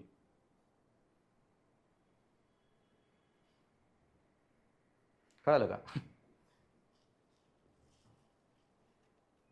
मग मार चालच, ब्लड टेस्ट ह्यासाठी एखादी कॅन्सर डिटेक्ट होईल. अरे सोशिओ इकॉनॉमिक कास्ट सेन्सस केल्यावर बऱ्याच गोष्टी बाहेर येतील. अरे मग येऊ द्या ना, ऍटलिस्ट वी कुड करेक्ट. हे जे झाले बहुजन वंचित, महादलित, सगळ्यांपर्यंत स्कीमा नीट पोचतील. क्रिमिलेअर 8च लाख का 10 पाहिजे का 12 पाहिजे, नंबर्स सांगू शकतात. किती % अबो ठेवायचे, किती % बिलो ठेवायचे वगैरे. सो त्याच्याशिवाय कळणारच नाही क्लिअर कट 8 का ठेवा. मे बी असं होईल की 8 लाख ठेवून बरेच जण फिल्टर आउट होत आहेत, क्रायटेरिया ऍक्च्युली कमी पाहिजे किंवा क्रायटेरिया अजून हाय पाहिजे. SC ST मध्ये पण क्रिमिलेअर येईल. बाई ठरवणार कसं? SC ST मध्ये क्रिमिलेअर आणताना किती लाखाचा इन्कम ठेवा, SC ST साठी तो वेगळा ठेवा लागेल, ओबीसी साठी वेगळा ठेवा लागेल. बरं कुठली ट्राईब आहे किंवा कास्ट आहे की ज्याला रिझर्वेशन मधूनच पूर्ण हटवायची गरज आहे? मीना कम्युनिटी वगैरे इकॉनॉमिकली बॅकवर्ड आहेत का नाहीत ते नीट फिल्टर होऊन कळलं पाहिजे. आणि सो ह्याच्यासाठी socio economic caste census, so जातीचे अधिकार हे आता कशाचे लिंक झालेत? डेटा ड्रिव्हन जो आता प्रकार चालू आहे. सो मग हे जे सांगितले की ओबीसी आणि दलितांमध्ये उपजात जात जाणी वाढत आहे. उदाहरणार्थ बिहारमधील महादलित, महाराष्ट्रातील बहुजन वंचित, आणि जातीय जाणीवेत वाढत्या प्रमाणात आंतरछेदन. मी जे सांगितलं इंटरसेक्शनॅलिझम जे जात जाणीवेत वाढत आहे. ते किती एसी वार लागतंय का? हा कुठला? खाबी 18 करा.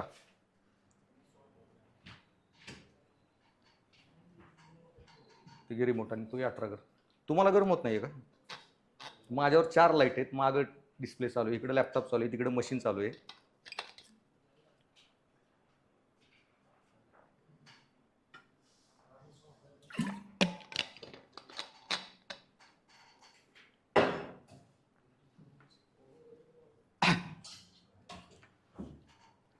हा काय सांगत होतो? अंतर्छेदन. सो जात जाणीवेत वाढत्या प्रमाणात अंतर्छेदन. आता अंतर्छेदन हे फक्त म्हणजे मी सांगितलं अर्बन रुरल आणि रुरल मध्ये पण ऑपरेस कास्ट कम्युनिटी, तसं ट्राईब्स जंगलामध्ये. आता कुठलंही येऊ शकतं. प्रश्न ह्याच्यावर येणार आहेत बरं का. सांगितलं ना एमपीएससी म्हणून असले प्रश्न देतात, जात म्हणजे काय आणि हे सांगा ते सांगा.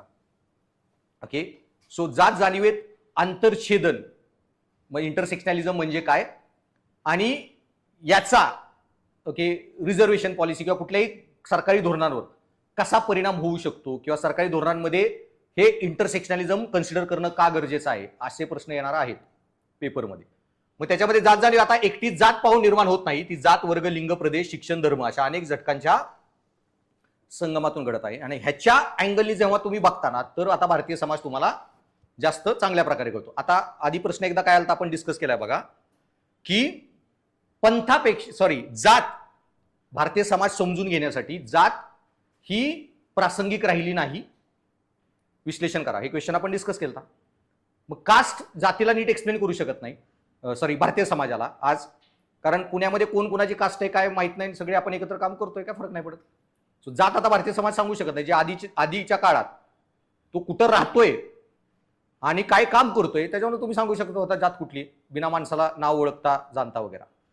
आज ते नाही राहिलं. मग आज काय प्रासंगिक आहे जात जाणीवेत समाज समजायला? क्लास.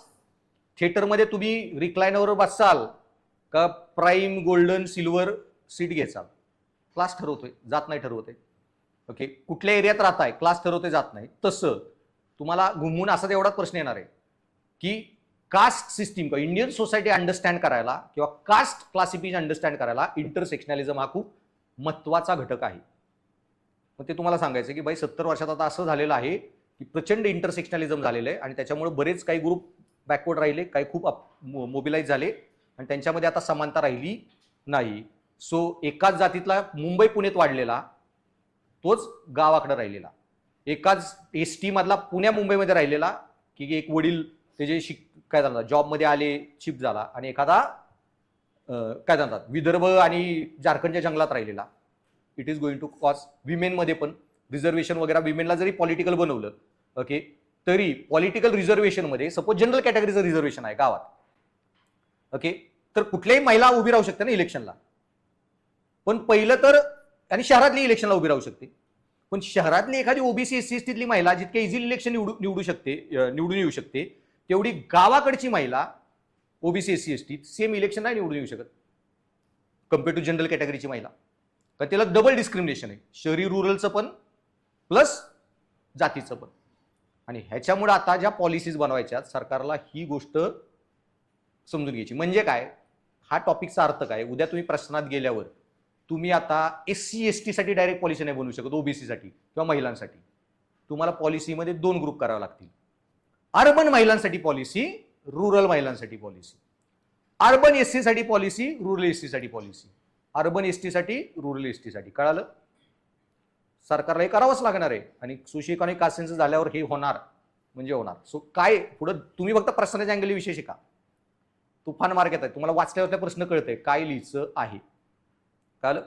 सो हा इश्यू. सो दलित स्त्री जात आणि लिंग दुहेरी भेदभाव अनुभवते. सो दलित स्त्री जात आणि लिंग यांच्या आंतरछेदनातून निर्माण होणाऱ्या दुहेरी वंचनेची प्रतिकात्मक व्यक्ती आहे. सो जातीच्या आधारित जनगणनेच्या आणि नंतर हा जो ट्रेंड सांगितला आणि आता जात जाणीवेत हे कॉन्शियसनेस वाढायला लागलाय. सगळ्यांना पाहिजे जातीच्या ह्याच्यात जनगणनेच्या मागण्या आणि डेटा आधारित सामाजिक न्याय की डेटाबेस सोशल जस्टिस. जो सर्वे जो केला ना सोशिओ इकॉनॉमिक याचा की आता डेटाबेस निर्णय ठरवता येतील. क्रिमी लेअर किती ठरवायचा नाही ठरवायचा, 8 लाखच का 6 लाख ठेवा का जास्त ठेवा. वगैरे, किंवा SC/ST मध्ये पण सब क्लासिफिकेशन किती करायचं वगैरे. ह्याच्यामध्ये पण अंडरस्टँड आंतरछेदन हे पण येतं. महाराष्ट्रामधलं SC/ST OBC आणि UP बिहार मधला SC/ST OBC, महाराष्ट्रातली महिला आणि UP बिहार मधली महिला नॉट कंडिशन सेम, लिटरली सांगतोय. सो त्याच्यामुळे तुम्हाला जोपर्यंत हा डेटाबेस येत नाही ना, तुम्ही क्रीमी लेअरचा क्रायटेरिया महाराष्ट्राच्या स्टेटसनी ठेवला ना, नाही शक्य. आणि बिहारच्या स्टेटस ठेवला तर महाराष्ट्रातले सगळे सिलेक्ट होऊन जातील. इन्कम लेवल बघितला तर खूप मोठा फरक झालाय. मग महाराष्ट्रातल्या OBC STचा इन्कम लेवल आणि UP बिहार मधल्या एखाद्या SC/ST OBCचा, महाराष्ट्रातल्या महिलेचा आणि UP बिहार मधल्या महिलेचा. सो त्याच्यामुळे आता हा डेटा त्यासाठी का गरजेचा आहे. डेटाबेस पॉलिसी म्हणजे काय, वस्तुनिष्ठ निर्णय इथिक्समध्ये. ऍडमिनिस्ट्रेटिव्ह इथिक्स शिकताना नीतीशास्त्रामध्ये सिलेबसमध्ये टॉपिक काय आहे, सरकारी अधिकारात कुठली मूल्य असावीत, कुठली कुठली लिहिली त्याच्यात सिलेबसमध्ये, इंटिग्रिटी, प्रोबिटी, ऑब्जेक्टिव्हिटी. सरकारी अधिकारी वस्तुनिष्ठ पाहिजे. रिझर्वेशन द्यायचं का नाही, बाय डेटा दाखव, डेटा आहे घे. पॉलिसीत कुणाला बेनिफिशियरी बनवा, डेटा ओके, कोण बेनिफिट मिळेल कुणाला नाही. निर्णय तुमचे वस्तुनिष्ठ पाहिजेत. सेन्ससच केला नाहीये सोशिओ इकॉनॉमी गेले 40-50-100 वर्षामध्ये. ओके, आता हे जे मी सगळे सांगितलं ना शब्द, की एक एक लाईन मी सांगितली, पण त्याच्या मागे खूप मोठा जो अर्थ आहे तो स्वतः समजून घ्या उत्तर लिहिताना. सो जातीची जाणीव आता अति राजकीय, डेटा केंद्रित आणि परस्पर संबंधित जात, वर्ग, लिंग याच्यावर, की इंटरसेक्शनल आंतरछेदन त्याच्यामध्ये वाढलेलं आहे. सो मी काल सांगितलं ना की प्रत्येक शब्द वापरताना का केअरफुल राहा. ते जरांगे पाटलांचं कुणबीचं जे गॅझेटमध्ये एक शब्द होता, त्यामुळे वाक्य रचना करताना सगळे लिहिताना नीट मॅटर करायचं बरं का, काय शब्द लिहिताय नाही लिहिताय. मग फायनल की भाई जातीचं काय झालेलं आहे, ह्याचं भविष्य काय, ते तुम्हाला उत्तरात लिहिणं अपेक्षित आहे. सो बेसिकली जातीचं काय झालेलं आहे तर हे झालेलं आहे.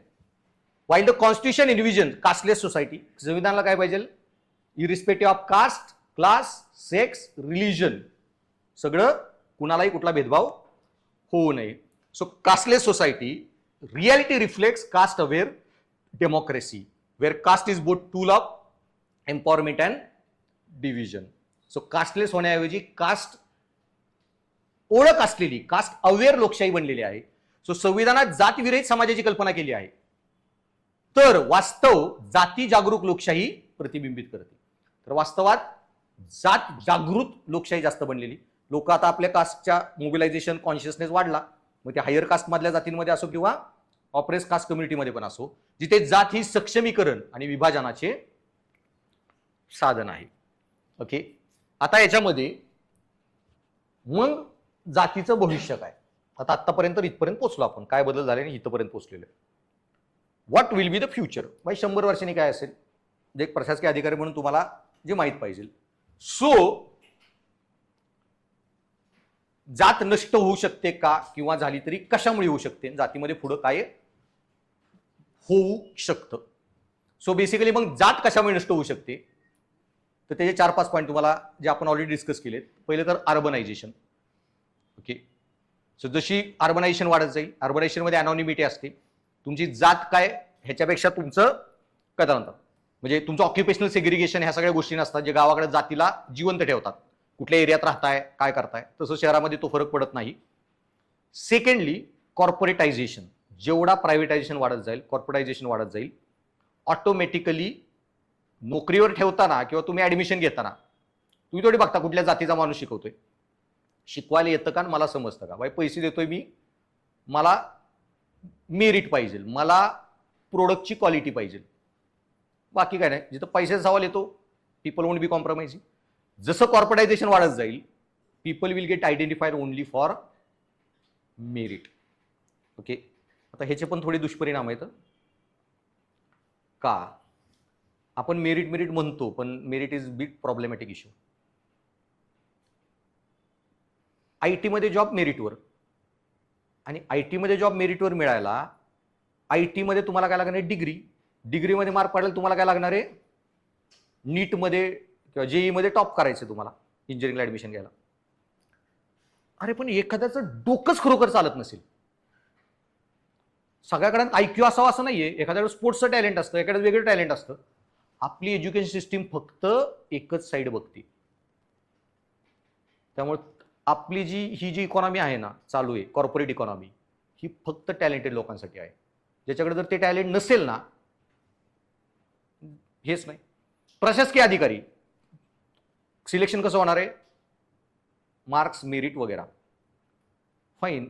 पण एखाद्याकडे ते टॅलेंट नसेल, पण तो नैतिक आहे, त्याला कुठे जागा आहे तिथं? कळलं? एखादा बोला डोकं चालत असेल, फिजिकली फिट आहे, चांगला स्पोर्ट्समन होऊ शकतो, पण ह्या ग्लोबलायझेशन मध्ये जी कॉर्पोरेट इकॉनॉमी आहे ना, त्यामध्ये तो बुद्धीला जागा आहे. एखादा अनफॉर्च्युनेटली बुद्धिमान नसेल ना, it is very discriminatory system आपली, लिटरली सांगतोय वगैरे. So that is really problematic. खरंच बुद्धी काय ते नैसर्गिकच आहे, 50% निसर्गाकडून आलेली आहे. त्याला डोकं चालत नसेल तर त्याला इट इज व्हेरी डिस्क्रिमिनेटरी की हाय पेड जॉब वगैरे मिळणं शक्यच नाही कधी. सो हा वेगळा प्रॉब्लेम आहे डिस्कस करायला. पण पॉईंट की कॉर्पोरेटायझेशन जसं वाढत जाईल आणि व्हॅल्यू एज्युकेशन, कॉन्स्टिट्युशनल मूल्य जशी जास्त शिक्षणातून, बंधुत्व, फ्रॅटर्निटी, टॉलरन्स, सहिष्णुता आणि कुठलाही जातीभेद वगैरे न करणे, हे जसं वाढत जाईल हळूहळू जातीची जी इम्पॅक्ट आहे तो कमी होत जाईल. आता राहिला इश्यू रिझर्वेशन. जस्ट की रिझर्वेशनचं पुढं काय होईल? What do you think?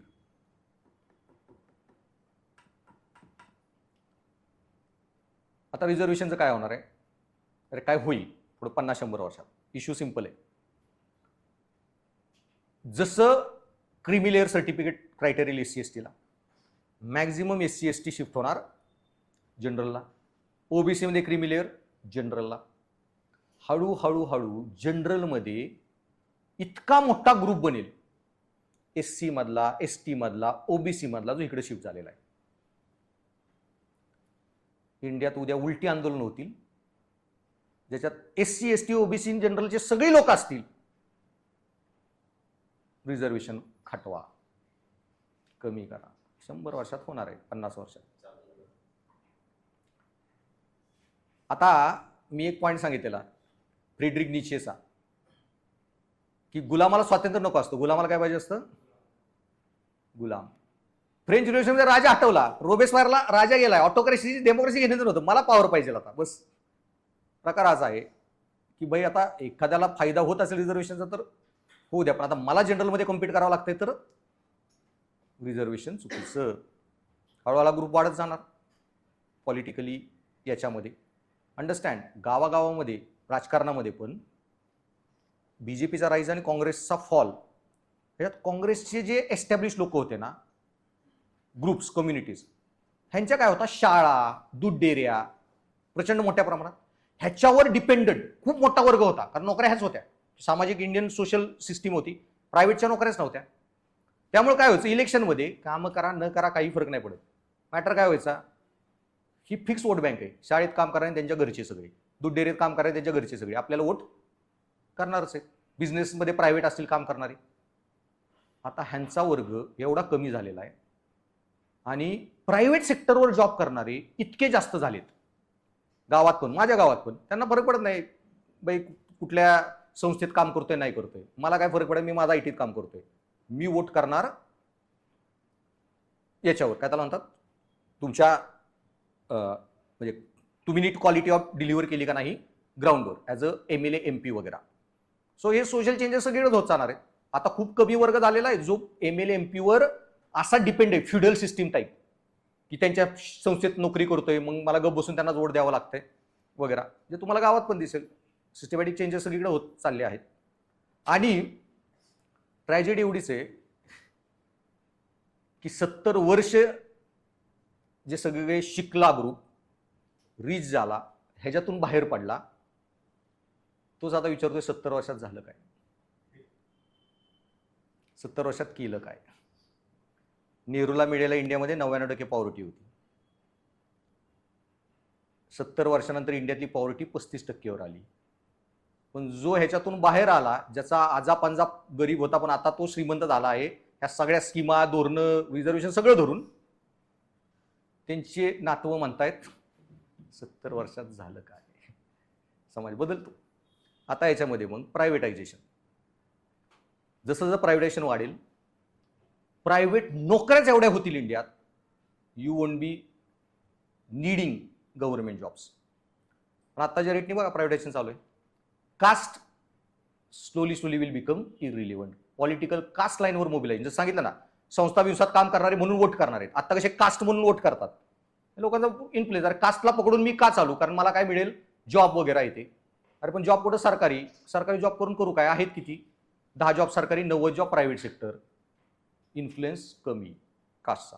Secondly, सरकारी जरी जॉब असतील, पॉइंट आहे, एक चीफ मेडिकल ऑफिसर, आत्ताची परिस्थिती सांगतोय, 50 वर्ष पुढचे तर सोडा, चीफ मेडिकल ऑफिसर MBBS शिकलेला गव्हर्नमेंट कॉलेजचा पगार किती मिळतोय त्याला, लाखभर. सरकारी अधिकारी. हाच MBBS MD सर्जन एखादा नोबेल रुबी वगैरे मध्ये काम करतोय, पगार किती माहिती आहे, माझ्या मामाच्या पोराला 5-6 लाख महिना, फक्त 8-10 तास काम करून. जर प्रायव्हेटमध्ये एवढा जॉब असेल तर कुठल्या गावात जाऊ सरकारी नोकरी घेऊन चीफ मेडिकल ऑफिसर बनून. कळालं. धीरे धीरे हा वर्ग प्रचंड वाढत जाणार. लोकांना घेणंच पडणार आहे सरकारी नोकऱ्या आहेत किंवा नाही आहेत, जे अमेरिका युरोपमध्ये झालं, इंडियामध्ये पण होणार. सेकंडली, मग आपल्याला अजून रिझर्वेशन किंवा कास्टची लिंकिंग का राहिली आहे, एज्युकेशन. आत्ताची परिस्थिती आहे, PMCच्या शाळांमध्ये पोरच पाठवली जात नाहीये. सगळ्यांना कुठे शिकायचे, पोद्दार इंटरनॅशनल अँड सिम्बॉयसिस. धीरे धीरे धीरे हा वर्ग एवढा वाढत जाणार, लोकांना फरक पडणार आहे. माझ्या गावामधल्या शाळा ZPच्या पोरच नाही आहेत, आणि फलटण म्हणजे सिटीमधल्या प्रायव्हेट कॉलेजच्या बसेस आहेत. गावातला शिक्षक वर्ग, शेतकरी वर्ग पोरं तिकडे पाठवतो इंग्लिश मिडियम स्कूलला, प्रायव्हेट फलटणला. ZPच्या मराठी शाळेत शिकायचंच नाही. त्यामुळे रिझर्वेशन आहे नाही डझंट मॅटर, मला प्रायव्हेट शाळेमध्ये पोरं शिकवायच्यात. हळूहळू कुठली कास्ट कम्युनिटी असो, हे प्रमाण वाढत जाणार. सो एज्युकेशनमधली फीन वगैरे लोकांना फरकच पडत जाणार नाही. इन जनरलच ह्याचा इन्फ्लुएन्स पुढच्या 50-100 वर्षात कमी होत जाणार. सो बेसिकली जात जे वीक करू शकतं, किंवा हा सगळाच इश्यू, भेदभाव असो किंवा ऑल अँगलनी ॲज अ पॉलिटिकल टूल असो, अर्बनायझेशन, ग्लोबलायझेशन, जी नवीन व्हॅल्यू सिस्टीम येते, आणि तुमचं हे कॉर्पोरेटायझेशन, की नवीन जॉब्स, न्यू इकॉनॉमी. पहिले ऑक्युपेशन जे जातीचे आहेत ते राहिलेच नाहीत ना. IT कुठं होतं 4000 वर्ष, 4000 वर्षापूर्वी IT असताना त्यांनी IT वाल्यांची पण एक जात बनवली असती. IT वाले IT मध्ये लग्न करणार, वैद्य होतेच ना, डॉक्टर. तसं आता IT ने जॉबच असे की क्रिएट केलेले आहेत, किंवा नवीन इकॉनॉमीमध्ये, की कधी नव्हतेच ना ते प्रोफेशन जिंदगीत अवेलेबलच, हे कधी राहणारच, म्हणजे नवीनच जॉब आलेले. त्यामुळे जात भेदभाव हा ऑक्युपेशनल राहणार नाही. सो सामाजिक लोकशाही ही राजकीय लोकशाहीची पूर्ववट आहे. सोशल डेमोक्रेसी, जे बाबासाहेब बोललेले की political democracy cannot survive without social democracy. So सामाजिक लोकशाही होणं खूप गरजेचं आहे. आणि त्यामुळे जोपर्यंत ह्या सगळ्या जाती, धर्म भारतातल्या एका लेवलला येत नाहीत, ओके, तोपर्यंत राजकीय लोकशाही बनू शकत नाही. आणि तुम्ही नीट सगळे वाचले ना, मग कळतं. बाबासाहेब असो, गांधी असो, नेहरू असो, भगतसिंग असो, नाहीतर बोस असो, फायनली एकच म्हणणं होतं. सुभाषचंद्र बोस काय म्हणत होते, हाच पॉईंट होता. इतक्या अनइक्वल समाजात लोकशाहीपेक्षा काही नाही. 20 वर्ष आधी काय मिलिटरी डिक्टेटरशिप, सगळे समाज एका लेवलला आणायचे, मग पॉलिटिकल डेमोक्रेसी. ओके, ज्याचे अधिकारच सेम नाहीत तिथं कुठली लेवल एक आणणार. सो हा पण ह्यांचाही पॉईंट होता. गांधीचं पण हेच म्हणणं होतं, अरे भारत स्वातंत्र्य होईल पुढं काय, हे जातं, हे शोषण, हेच चालणार असते. संविधान करून करायचंय काय, स्वातंत्र्य घेऊन, पॉलिटिकल इंडिपेंडन्स. आधी काय पाहिजे, सोशल चेंजेस. तसा भारत आपण घडवू शकू असो तर संविधानाला काय, स्वातंत्र्याला काय अधिकार अर्थ राहील. सो फायनल त्यांचे पॉईंट एकच होते, मार्ग बघत कुणाचा कम्युनिस्ट होता, कुणाचा डेमोक्रेटिक होता, वेगवेगळा. सो मग आंतरजातीय विवाह ज्या अर्बनायझेशनमध्ये वाढू शकतात, जसे काय झालं होतं, अनॉनिमिटी वाढत जाते, आणि इथं तुम्ही स्किल बेस्ड डिफाईन होता. आणि शहरीकरण आणि त्याच्यामुळे जो होणारा जातीनाश, इथं तुमचे स्पेशल डिस्ट्रीब्युशन नसतं, कुठल्या एरियात राहताय त्याच्यावर काही फरक नाही पडत जातीचा. कॉस्मोपॉलिटन कल्चर, एक सोसायटी, वेगवेगळे लोक. आणि व्यावसायिक संस्कृती आणि औद्योगिकरण, ओळखीपेक्षा क्षमतेवर भर, आणि ओळखीबरोबर क्षमतेवर भर. आणि हे सांगितलं धर्माचे विवेकी पुनर्वाचन, हे महाराष्ट्राचे नाहीये, महाराष्ट्रात लय झाले धर्माचं विवेकी पुनर्वाचन. ज्ञानेश्वर महाराजांपासून तुकाराम महाराजांपासून नॉनस्टॉप. UP बिहारसाठी आहे जास्त मुद्दा. तिथं सांगितलं ना, गेल्या 200 वर्षात सामाजिक सुधारणा, क्रांती प्रकारच झाला नाही. सो तिथं जे सोशल रिफॉर्मची पण गरज आहे. आणि आंबेडकरांच्या मते ग्रामीण समाज रचना ही जात निर्मित, जन्मधारित आणि बंदिस्त असते, तर शहरात व्यवसाय आधारित ओळख, कौशल्य व कार्यक्षमता, व्यक्तिमूल्य व विवेक यांना प्राधान्य मिळते.